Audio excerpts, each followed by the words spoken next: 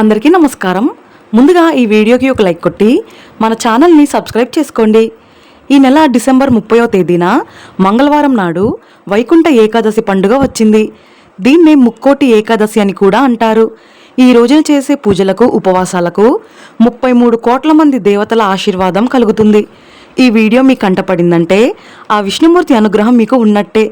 మన గ్రంథాలలో వివరించినట్టుగా ఈ వైకుంఠ ఏకాదశి నాడు విష్ణుమూర్తిని పూజించి కొన్ని నియమాలను పాటిస్తే ఇక మీ కుటుంబం మొత్తానికి అఖండ ఐశ్వర్య ప్రాప్తి కలుగుతుంది. సర్వ పాపాలన్నీ తొలగిపోయి మోక్షం ప్రాప్తిస్తుంది. వైకుంఠ ఏకాదశి పూజా విధానం, పాటించాల్సిన నియమాలు, ఉత్తర ద్వార దర్శనం ఎలా చేసుకోవాలి, ఉపవాసం ఎలా ఉండాలి, ఈ రోజున పాటించాల్సిన పరిహారాలు ఏమిటి అనే విషయాల గురించి ఈ వీడియోలో తెలుసుకుందాం. ముందుగా ఈ వీడియోకి ఒక లైక్ కొట్టి జై శ్రీరామ్ అని కామెంట్ చేయండి. డిసెంబర్ 30వ తేదీ మంగళవారం నాడు తెల్లవారుజామున 3:30 ఏకాదశి తిథి ప్రారంభమవుతుంది. ఈ వైకుంఠ ఏకాదశి నాడు శేష పాన్పు పైన ఉన్న శ్రీ మహావిష్ణువుని దర్శించుకోవడానికి 33 కోట్ల మంది దేవతలు వైకుంఠానికి తరలివచ్చి శ్రీ మహావిష్ణువుని ఉత్తర ద్వార దర్శనం చేసుకుంటారు. ముక్కోటి దేవతలందరూ స్వామివారిని దర్శించుకొని భూలోకానికి వచ్చి భక్తులను ఆశీర్వదిస్తారట. కాబట్టి ఇంతటి అద్భుతమైన ఏకాదశిని ఎవరూ వదులుకోకండి. దేవతలు సంచరించే ఈ ముక్కోటి ఏకాదశి నాడు ప్రతి ఒక్కరూ ఉదయాన్నే నిద్రలేచి తలస్నానం చేయాలి. అయితే ఈ రోజున స్నానం చేసేటప్పుడు నీటిలో కొంచెం గంగాజలం లేదా పసుపు కలుపుకొని తలస్నానం చేయండి.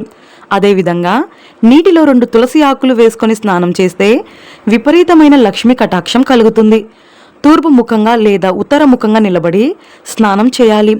ఈ వైకుంఠ ఏకాదశి నాడు విష్ణుమూర్తికి ప్రీతికరమైన పసుపు రంగు వస్త్రాలను ధరిస్తే విపరీతమైన అదృష్టం, ఐశ్వర్యం కలిసొస్తుంది. అలాగే ఎరుపు రంగు వస్త్రాలను కూడా ధరించవచ్చు. స్త్రీలు ఉదయాన్నే నిద్రలేచి ఇల్లంతా శుభ్రం చేసుకొని ఇంటి గడపలకు పసుపు రాసి కుంకుమ బొట్లు పెట్టి ఇంటి ముందు ముగ్గులు వేసి ఇంటి గుమ్మానికి మామిడి తోరణాలు కట్టుకోండి. ఈ ఏకాదశి రోజున మామిడి తోరణాలు కట్టుకుంటే మీ ఇంట్లోకి ధనలక్ష్మీదేవి అడుగుపెడుతుంది. ఈ వైకుంఠ ఏకాదశి నాడు విష్ణుమూర్తి పూజలో ఖచ్చితంగా తులసి దళాలు ఉండాలి. అయితే ఏకాదశి రోజున పొరపాటున కూడా తులసి దళాలు తెంపకూడదు. కాబట్టి ఒకరోజు ముందుగానే తులసి ఆకులను సిద్ధం చేసుకోండి. ఇంట్లో పూజ ప్రారంభించే ముందు కొన్ని అక్షింతలను కూడా సిద్ధం చేసి పెట్టుకోండి. అలాగే ఒక రాగి చెంబులో నీళ్లు పోసి మీ పూజ గది ఈశాన్యంలో పెట్టుకోండి. అలాగే తులసి తీర్థాన్ని కూడా సిద్ధం చేసుకోండి. ఇంట్లో పూజ ప్రారంభించే ముందుగా పసుపు గణపతిని తయారు చేసి గణపతికి నమస్కారం చేసుకొని పూజ ప్రారంభించండి. మీ పూజ గదిలో ఉన్న వెంకటేశ్వర స్వామి చిత్రపటానికి గంధం రాసి కుంకుమ బొట్లు పెట్టుకోండి. ఈ రోజున స్వామివారికి గంధం బొట్లు పెట్టి పూజిస్తే చాలా మంచిది. వెంకటేశ్వర స్వామితో పాటుగా లక్ష్మీదేవిని కూడా పూజించాలి. ఇక ఈ సంవత్సరం అంతా ధనధాన్యాలకు లోటు లేకుండా లక్ష్మీనారాయణుల ఆశీర్వాదం ఉంటుంది. వెంకటేశ్వర స్వామి చిత్రపటాన్ని పసుపు రంగు చామంతి పూలతో అలంకరించి తులసి మాల వేయండి. అలాగే గులాబీ పూలతో లక్ష్మీదేవిని అలంకరించండి. అదేవిధంగా మీ దగ్గర ఉన్న ముత్యాల నగలతో లేదా బంగారపు నగలతో స్వామివారిని నిండుగా అలంకరించుకోండి. ఈ రోజున స్వామివారిని ఎంత అలంకరిస్తే అంత ఐశ్వర్యం ప్రాప్తిస్తుంది. పూజ చేసే ఆడవారు కాళ్లకు పసుపు రాసుకొని కుంకుమ బొట్టు పెట్టుకొని పూజ చేయాలి. విశేషంగా ఈ వైకుంఠ ఏకాదశి నాడు పిండి దీపాలు వెలిగించి వెంకటేశ్వర స్వామిని పూజిస్తే ఆ వెంకన్న ఎంతో సంతోషించి కోరిన వరాలను వెంటనే ప్రసాదిస్తాడు. కాబట్టి ఈ వైకుంఠ ఏకాదశి నాడు బియ్య పిండితో 3 పిండి దీపాలు తయారు చేసి దీపారాధన చేయండి. తమలపాకు పైన పిండి దీపాలు వెలిగించాలి. పిండి దీపాలకు కుంకుమ బొట్లు పెట్టి నువ్వుల నూనె కానీ ఆవు నెయ్యి కానీ పోసి వెంకటేశ్వర స్వామి చిత్రపటానికి ఎదురుగా 3 పిండి దీపాలు వెలిగించండి.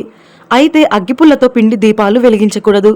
పిండి దీపాలు వెలిగించగానే ముందుగా దీపాలకు పుష్పాలు సమర్పించి నమస్కారం చేసుకోండి. ఇక పూజలో నైవేద్యంగా వడపప్పు మరియు బెల్లం పానకం నివేదించండి. లేదా 2 అరటిపండ్లను నివేదించవచ్చు. ముఖ్యంగా ఈ ముక్కోటి ఏకాదశి నాడు ఇంట్లో పాలు పొంగించి ఆ పాలతో పొంగలి తయారు చేసి స్వామివారికి నివేదిస్తే ఇక మీ ఇంట్లో లక్ష్మీదేవి తాండవిస్తుంది.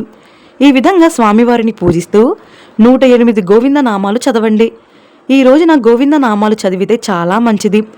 అయితే గోవింద నామాలు చదవలేని వారు ఓం నమో భగవతే వాసుదేవాయ అనే మంత్రాన్ని 108 సార్లు జపించండి.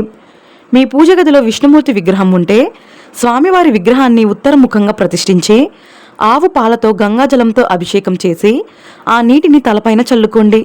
చివరగా స్వామివారికి మంగళహారతి సమర్పించి నమస్కారం చేసుకొని 3 ప్రదక్షిణాలు చేసి మీ పూజను ముగించుకోండి.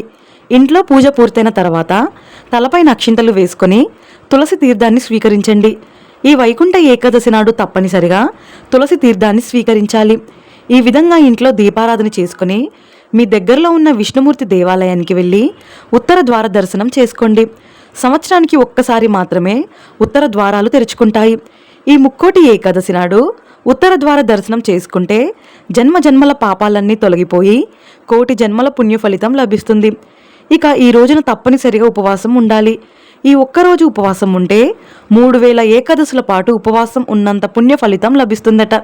కటిక ఉపవాసం ఉండకుండా పాలు పండ్లు స్వీకరిస్తూ ఉపవాసం ఉండవచ్చు.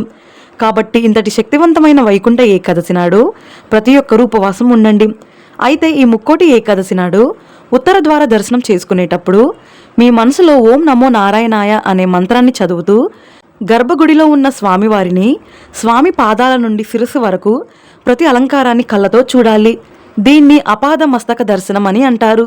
ఇలా స్వామివారిని దర్శించుకొని మీ మనసులోని కోరికలను స్వామివారికి చెప్పుకోండి. కోరిన కోరికలన్నీ ఖచ్చితంగా నెరవేరుతాయి. ఈ విధంగా ఉత్తర ద్వార దర్శనం చేసుకుని ధ్వజస్తంభం దగ్గర దీపాలు వెలిగించండి. ఈ ముక్కోటి ఏకాదశి నాడు విష్ణు దేవాలయంలో ఉన్న ధ్వజస్తంభం దగ్గర దీపాలు వెలిగించి ధ్వజస్తంభానికి నమస్కారం చేసుకుంటే సకల శుభాలు కలుగుతాయి.